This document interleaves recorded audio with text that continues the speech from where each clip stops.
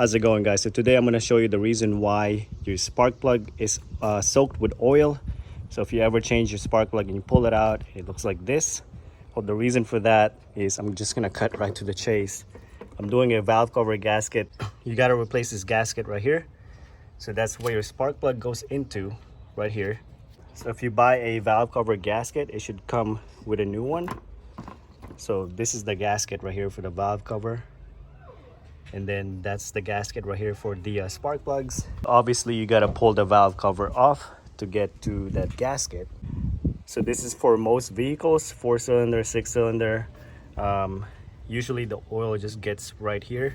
If you have oil on the tip of the spark plug, then obviously you have a way bigger problem than a valve cover gasket. But usually the oil is just going to be right here, and it stops right here because this one goes into the head of the motor. Replace that gasket, this one right here in the middle, and that should fix the soaked spark plug oil problem that you have. And that's it. Just wanted to make the video short and sweet for you guys. I hope this video helped you guys out. If it did, give me a thumbs up. Also click on the subscribe button. Thank you guys for watching.